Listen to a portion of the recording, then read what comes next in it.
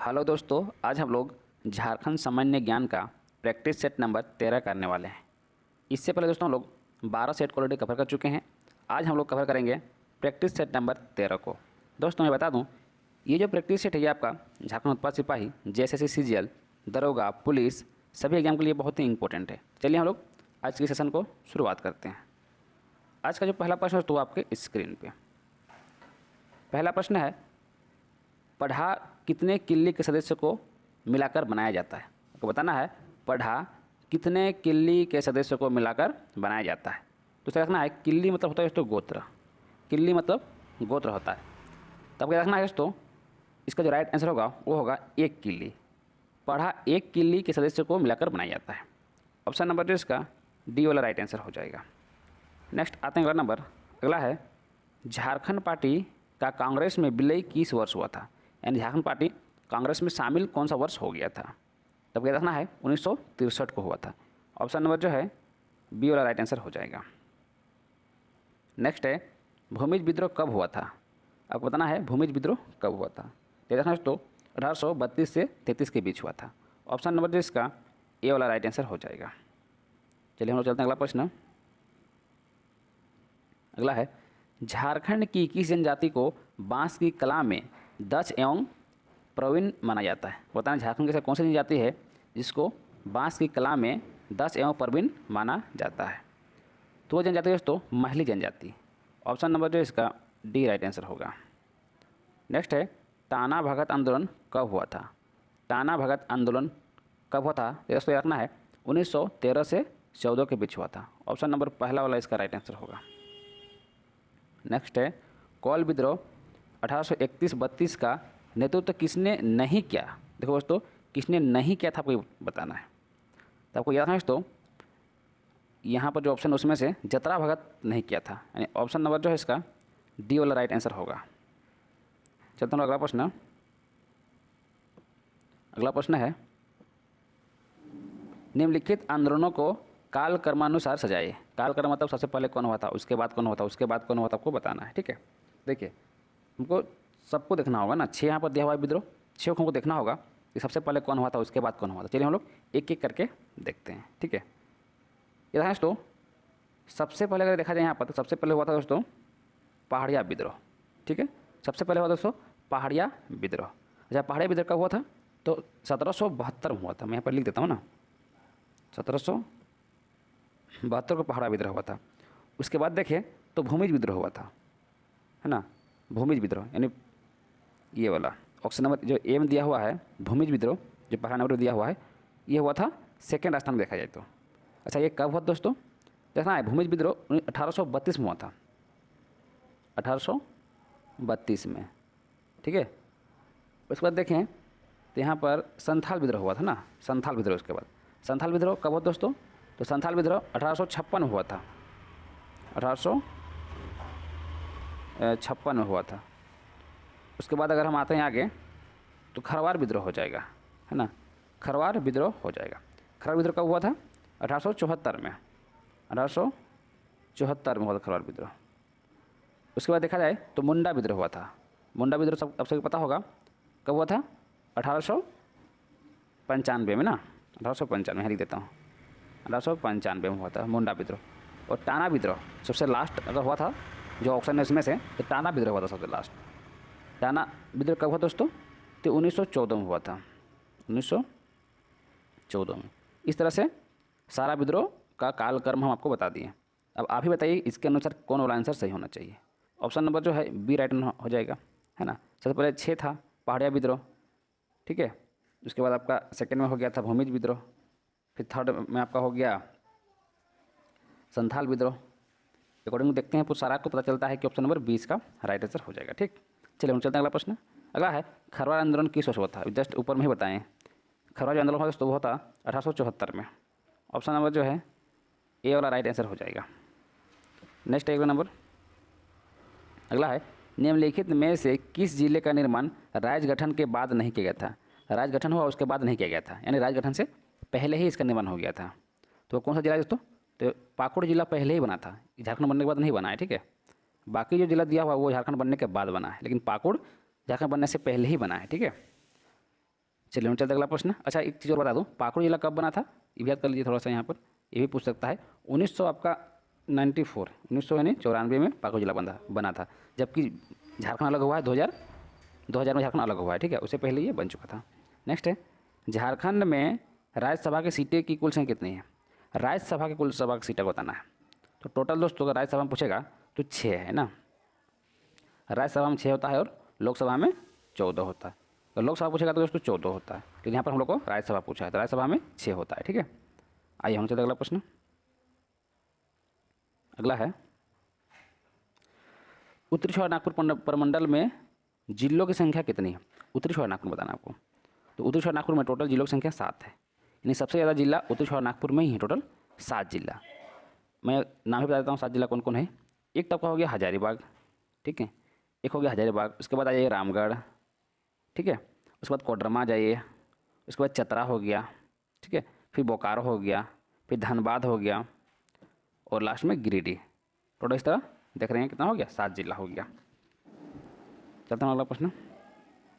अब पूछ रहा है झारखंड का नवनिर्मित प्रमंडल कौन सा है, यानी आखिरी बार सबसे लास्ट में प्रमंडल कौन बना, सबसे आखिरी में प्रमंडल कौन बना वो पूछा जा रहा है, ठीक है। तो आप सबको पता होगा दोस्तों, सबसे लास्ट जो प्रमंडल बना है वो आपका कोल्हान प्रमंडल बना है सबसे आखिरी में। ऑप्शन नंबर जिसका ए वाला राइट आंसर हो जाएगा। नेक्स्ट अगला नंबर, अगला है झारखंड की 81 संसदीय विधानसभा में क्रमशः कितनी सीटें अनुसूचित जनजाति और जनजातियों के लिए आरक्षित है। देन आपको अनुसूचित जातियों और जनजातियों के लिए आरक्षित सीट कितना है। तो आपको याद रखना है दोस्तों 9 और 28 है ना, अनुसूचित जाति के लिए 9 है और जनजाति के लिए 28 है, यानी ऑप्शन नंबर जो इसका सी वाला राइट आंसर हो जाएगा। नेक्स्ट है, सरहुल पर्व किस माह में मनाया जाता है। सरहुल पर्व कौन सा महीना में मनाया जाता है दोस्तों। तब क्या देखना दोस्तों, सरहुल जो पर्व वो चैत माह के शुक्ल पक्ष की तृतीय को मनाया जाता है। कब मनाया जाता है, चैत माह के शुक्ल की तृतीया को मनाया जाता है, यानी ऑप्शन नंबर जो इसका डी राइट आंसर हो जाएगा। आइए चलते हैं अगला नंबर। दोस्तों अगर आपको इस वीडियो का PDF चाहिए तो अपने टेलीग्राम ग्रुप में जुड़ सकते हैं, ठीक है, वहाँ आपको इसका PDF मिल जाएगा। चलिए आते हैं हम लोग अगला प्रश्न। अगला है, निम्न में से किसे झारखंडी वायलिन के नाम से जाना जाता है। झारखंडी वायलिन के नाम से जाना जाता है तो वायलिन है दोस्तों कि केंद्रीय वाद्य। ऑप्शन नंबर जो है इसका ए वाला राइट आंसर हो जाएगा, ठीक है। अगला है, छौ नृत्य का प्रदर्शन सर्वप्रथम विदेश में कब हुआ। छौ नृत्य का प्रदर्शन सर्वप्रथम विदेश में कब हुआ था। तो देखना है 1938 में हुआ था। 1938 में सर्वप्रथम विदेश में छौ नृत्य हुआ था। किसने करवाया था दोस्तों, तो देखना है शुभेंदु ने करवाया था। शुभेंदु ने करवाया था और ये झारखंड का मशहूर लोक नृत्य है। जो छौ नृत्य है ये झारखंड का मशहूर लोक नृत्य है दोस्तों। अगला है, निम्न में से कौन झारखंड का प्राचीनतम वाद्य यंत्र, प्राचीनतम जो बहुत पहले चलते आ रहा है। तब क्या दोस्तों, मांदर। अब सभी के मांदर देखे होंगे, सरहुल में बजता है ना, सबसे अधिक सरहुल में ही बजता है मांदर। तो ये जो है दोस्तों ये प्राचीनतम वाद्य यंत्र है। चलते हैं अगला प्रश्न। जो भी कुछ आपको डाउट होता होगा हमें कमेंट जरूर कीजिएगा, ठीक है। और लास्ट में हमें ये भी बताइएगा कि आप 50 प्रश्न में से कितना प्रश्न पहले जानते थे, ठीक है, इससे आपका लेवल ही पता चल जाएगा। अगला है, पारसनाथ पहाड़ी किस धर्म के अनुयायियों का तीर्थ स्थल है। पारसनाथ पहाड़ी, तो आपसे पता है दोस्तों पारसनाथ पहाड़ी जो है वो जैन धर्म के लिए ज़्यादा प्रसिद्ध है ना, यानी ऑप्शन नंबर जो है ए वाला इसका राइट आंसर हो जाएगा। तो उसे देखना है जो पारसनाथ पहाड़ी है इसके जो टॉप मोस्ट जो पार्ट है, सबसे ऊंचाई पार्ट, उसको समेत शिखर भी कहा जाता है ना, उसे समेत शिखर भी कहा जाता है। नेक्स्ट है, झारखंड के द्वितीय पीढ़ी के कहानीकार किसे माना जाता है। द्वितीय पीढ़ी के कहानीकार किसे माना जाता है। देखना तो राधा कृष्ण को माना जाता है, राधा कृष्ण को माना जाता है। ऑप्शन नंबर जो है डी वाला इसका राइट आंसर होगा। नेक्स्ट है, राधा कृष्ण की पहली कहानी कौन सी थी। पहली कहानी बताना आपको राधा कृष्ण का। तो आपको याद है तो उनका पहले जो कहानी थी वो था सिन्हा साहब। सिन्हा साहब, सिन्हा साहब ऑप्शन नंबर डी में दिया हुआ है। हालांकि इनका बहुत सारा ऐसा कहानी है, जैसे कि आप जानते होंगे रामलीला हो गया, सजला हो गया, है ना, ये सब बहुत सारा इनका जो है कहानी है। लेकिन पहली बार जो हुआ था दोस्तों वो था सिन्हा साहब। इसका प्रकाशन भी याद कर लीजिए, अगर ये भी पूछ सकता है कि सिन्हा साहब प्रकाशन कब हुआ था? याद रखिए दोस्तों, 1929 में हुआ था ना, 1929 याद कर लीजिए इसका प्रकाशन डेट। चलिए चलते हैं अगला प्रश्न। अगला है, कुड़ुक भाषा में पत्र पत्रिकाओं का प्रकाशन कब आरंभ हुई थी? कुड़ुक भाषा में बताना आपको पत्र पत्रिकाओं का प्रकाशन कब आरंभ हुआ था, यानी शुरुआत कब से हुआ था? तो आपको याद है दोस्तों, 1940 से 1941 के बीच हुआ था। 1940 से 1941 के बीच हुआ था। ऑप्शन नंबर जो है इसका बी वाला राइट आंसर होगा। नेक्स्ट है, कौन सी रचना खोठा में रचित है? कौन सी रचना है जो खोठा में रचा गया है दोस्तों? तो मेघदूत, रखना है मेघदूत को खोठा में रचा गया है। ऑप्शन नंबर जो है ए वाला इसका राइट आंसर हो जाएगा। दोस्तों मेघदूत की रचना कब हुई थी? देखना है 1950 में, 1950 इसका रचना डेट हो जाएगा। ठीक है, आइए हम लोग आते हैं अगला प्रश्न। अगला है, कंगाल की बेटी उपन्यास किसके द्वारा रचित है? कंगाल की बेटी उपन्यास किसके द्वारा रचित है दोस्तों? तो देखना है हवलदारी रामगुप्त के द्वारा, हवलदारी रामगुप्त के द्वारा कंगाल की बेटी उपन्यास रचा गया है। ठीक है, चलिए हम लोग आते हैं अगला प्रश्न। दोस्तों जो भी कमेंट होगा अब अवश्य ही कमेंट कीजिएगा। ठीक है, निम्न में से किस जिले में तीरंदाजी अकादमी की स्थापना हुई है? तीरंदाजी अकादमी की स्थापना हुई है कौन सा जिला में? तो वो जिला दोस्तों सरायकेला खरसावां जिला, सरायकेला खरसावां जिला। ऑप्शन नंबर इसका डी वाला राइट आंसर हो जाएगा। चलिए हम लोग चलते हैं अगला प्रश्न। हम लोग बहुत ही आराम से दोस्तों करेंगे। आप सभी को पता होगा कि हम इस चैनल में पर डे आप लोगों को सेट करवाते हैं। ठीक है, बस अगर आप दिन भर नहीं भी पढ़ते हैं दोस्तों, अगर आप सेट भी कर लेते हैं ना, तो पर डे आप 40 से 50 प्रश्नों कवर कर रहे हैं।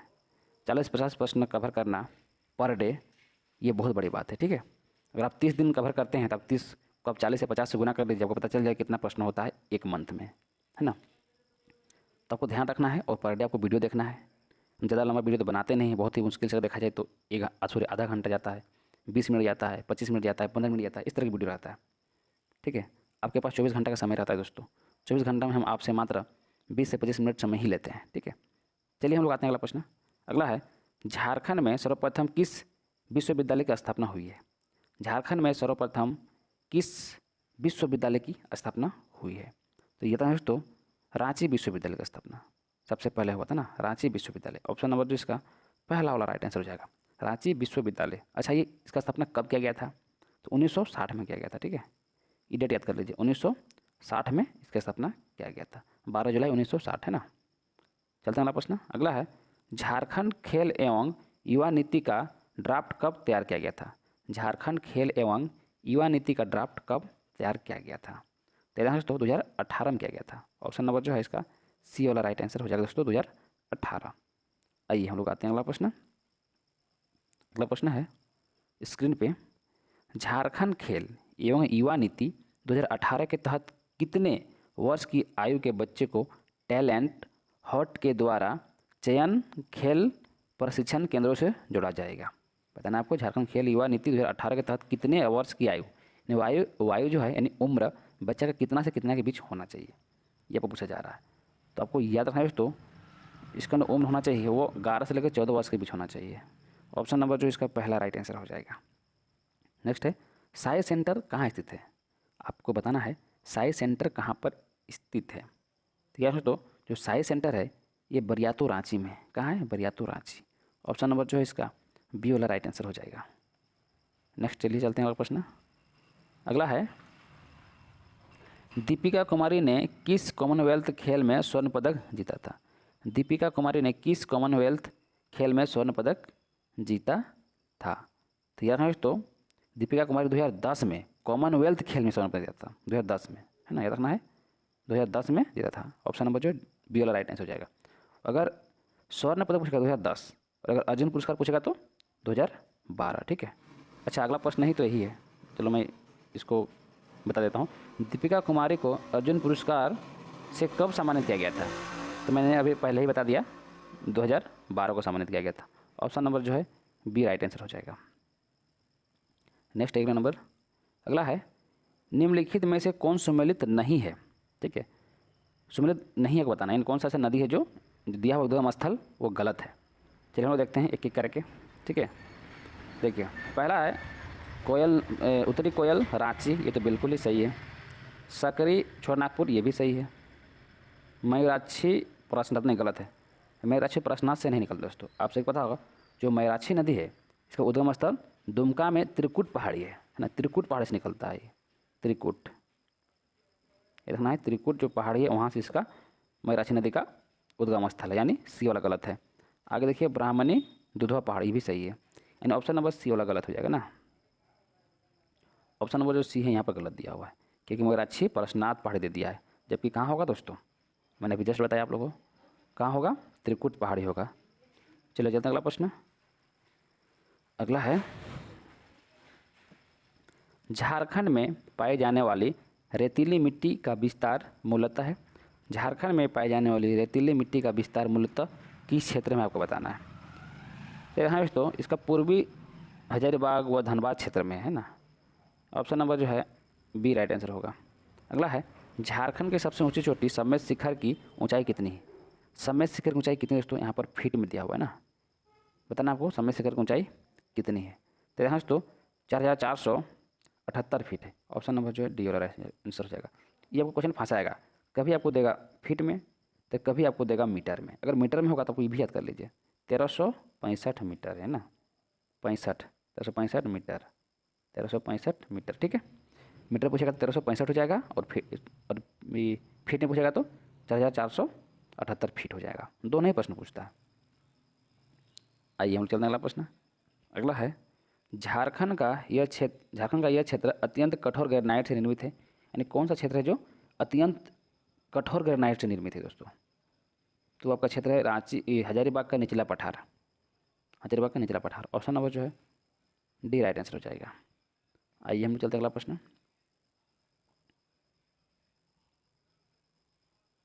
अगला प्रश्न दोस्तों आपके स्क्रीन पे निम्नलिखित में सत्य है, यानी सही कौन है आपको बताना है दोस्तों। चलिए हम लोग देखते हैं सही कौन है। पहला है सर्वाधिक बड़ा क्षेत्र वाला जिला पूर्वी सिंहभूम है।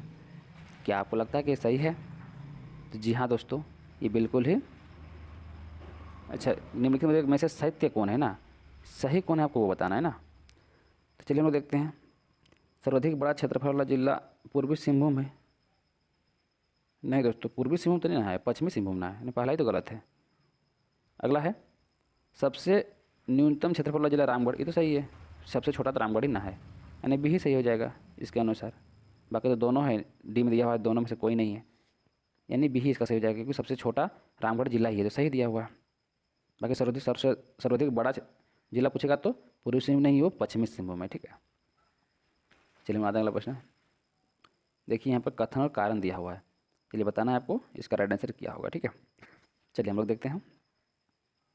कथन है दामोदर नदी को झारखंड में देव नदी भी कहा जाता है। आपसे पता होगा कि दामोदर नदी को झारखंड में देव नदी भी कहा जाता है। कारण दिया हुआ है, कारण दिया हुआ है दामोदर नदी झारखंड के पितृपक्ष के समय पिंडदान के लिए प्रसिद्ध है। तो बताइए इसका राइट आंसर क्या होगा। पहला है केवल कथन सही है, केवल कारण सही है। तो पहला तो बिल्कुल ही सही है। अब देख रहे हैं दामोदर नदी को देव नदी भी कहा जाता है, लेकिन कारण में डाउट है ना। दामोदर नदी झारखंड में पितृपक्ष के समय पिंडदान के लिए प्रसिद्ध है, पिंडदान के लिए से कुछ खास प्रसिद्ध है नहीं, यानी कारण दोस्तों गलत है, ठीक है, कारण गलत है। ओनली इसका राइट आंसर कथन सही हो जाएगा। ऑप्शन नंबर पहला राइट आंसर हो जाएगा।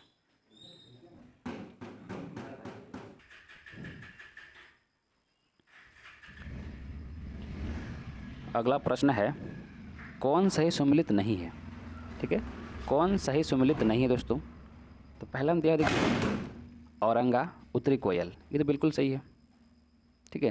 अगला है अमानत दक्षिणी कोयल, नहीं गलत है, ये भी उत्तरी कोयल में ही है, ठीक है। यानी ऑप्शन नंबर बी ही गलत दिया हुआ है। दक्षिणी कोयल अमानत नदी का सहायक नदी नहीं है, उत्तरी कोयल है, ठीक है। चलिए चलते अगला प्रश्न। अगला है निम्नलिखित स्थलों व खनिजों के संदर्भ में असंगत युग्म कौन है। असंगत युग्म कौन है बताना है। चलिए हम एक एक देखते हैं। पहला है तुरामडीह यूरेनियम, ये तो सही है। कर्णपुरा कोयला, ये भी सही है। चिड़िया लोह, ये भी सही है। लिप्सा बुरो डोलोमाइट, नहीं दोस्तों ये गलत दिया हुआ है। लिप्सा बुरो डोलोमाइट के लिए प्रसिद्ध नहीं है। जो लिप्सा बुरो ये काइनाइट के विशाल भंडार के रूप में जाना जाता है, काइनाइट है ना, डोलोमाइट नहीं होगा दोस्तों, काइनाइट होगा। इस लिप्सा बुरुक काइनाइट के लिए प्रसिद्ध है, लेकिन यहाँ डोलोमाइट दिया हुआ है। इन ऑप्शन नंबर डी गलत हो जाएगा। नेक्स्ट आते हैं हम लोग अगला नंबर। अगला नंबर है निम्नलिखित कोयला परियोजनाओं पर विचार करें। निम्नलिखित कोयला परियोजनाओं पर विचार करें। चलिए हम लोग देखते हैं एक एक करके, ठीक है। एक नंबर दिया हुआ है राजप्पा परियोजना, दो में दिया हुआ है राजमहल परियोजना, तीन में दिया है दामोदर परियोजना। अब आगे पूछ रहा है उपरोक्त में से कौन सी परियोजना झारखंड में विश्व बैंक की सहायता से संचालित है। विश्व बैंक की सहायता से वो संचालित है, बताना है कौन सा वो परियोजना है। तो परियोजना देखें तो राजप्पा परियोजना, राजमहल परियोजना, दामोदर परियोजना तीनों ही है, ठीक है। तो हम कह सकते हैं ऑप्शन नंबर डी इसका राइट हो जाएगा। 1, 2, 3 तीनों ही विश्व बैंक की सहायता से संचालित है, ठीक है। आइए हम लोग आते हैं अगला प्रश्न। अगला नंबर प्रश्न है गंगा की इनमें से किस सहायक नदी का अफवाह झारखंड राज्य में भी है। मतलब आपको झारखंड की इनमें से किस सहायक नदी का अफवाह झारखंड में भी है। तो यार दोस्तों जो ऑप्शन है उसमें से पुनपुन नदी हो जाएगा ना, पुनपुन नदी। ऑप्शन नंबर जो है सी राइट आंसर हो जाएगा। अगला है झारखंड राज्य के पश्चिमी दिशा में इनमें से कौन सा राज्य अवस्थित है। पश्चिम दिशा में कौन सा राज्य अवस्थित है। तो आपसे पता होगा पश्चिम में कौन है, उत्तर प्रदेश और Chhattisgarh. Option number D, sorry option number पहला राइट हो जाएगा, उत्तर प्रदेश और छत्तीसगढ़। पश्चिम में तो यही दोनों है ना। आइए हम लोग आते हैं अगला प्रश्न। अगला है इनमें से किस खनिज का झारखंड एकमात्र उत्पादक राज्य है। कौन सा खनिज जो सिर्फ झारखंड में ही उत्पादन होता है उसका। तो वह दोस्तों आपका इसका राइट आंसर हो जाएगा कोकिंग कोल। ऑप्शन नंबर जो है डी राइट आंसर होगा। नेक्स्ट आइए 83 नंबर प्रश्न है झारखंड आर्थिक सर्वेक्षण 2020-21 के अनुसार बॉक्साइट के भंडार की दृष्टि से झारखंड राज्य का भारत में स्थान है। झारखंड राज्य का भारत में क्या स्थान है आपको बताना है बॉक्साइट के भंडार की दृष्टि से। तो उसको रखना है 7वां स्थान है। कितना स्थान है, 7वां स्थान है। कोयला क्षेत्र में पहला स्थान हो जाएगा ना।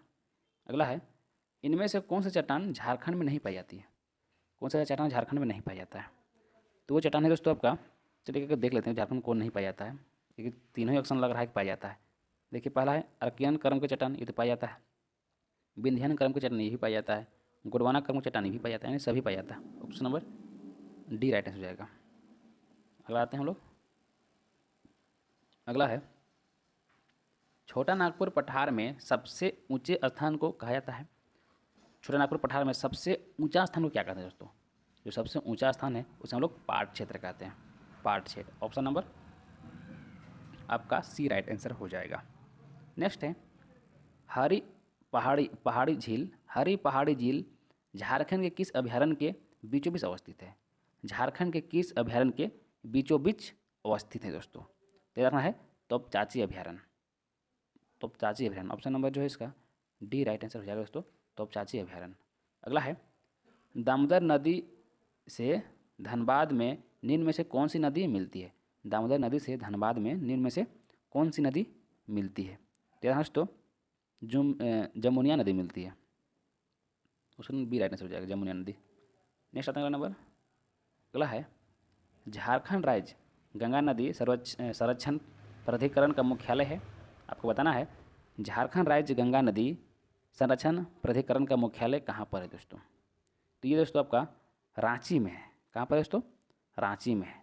ऑप्शन नंबर जो है इसका सी राइट हो जाएगा। इसका स्थापना दिन भी याद कर लीजिए 2009, इसका स्थापना 2009 किया गया था। ठीक, चलिए चलते हैं अगला प्रश्न। अगला है राज्य में संचालित मुखबिर योजना है। राज्य में संचालित मुखबिर योजना क्या है आपको बताना है। चलिए हम लोग एक एक करके देखना पड़ेगा तभी पता चलेगा ना। चलिए हम लोग देखते हैं।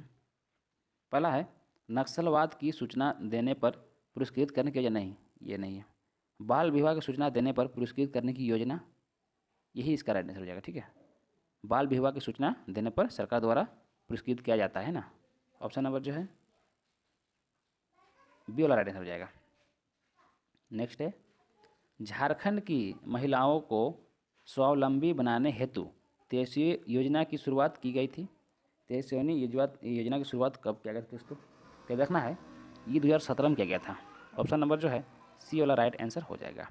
दोस्तों मैं उम्मीद करता हूँ कि ये जो पूरा प्रैक्टिस सेट है आपको अच्छा से समझ में आया होगा। और मैं एक चीज़ और बता दूँ, अगर आपको मेरा वीडियो पसंद आता है वीडियो को लाइक ज़रूर कीजिएगा, और मेरा चैनल पहले बार आए हैं चैनल जरूर तो चैनल को जरूर सब्सक्राइब भी कर लीजिएगा। ठीक है, चलिए हम मिलते हैं नेक्स्ट वीडियो में, तब तक के लिए थैंक यू, जय हिंद।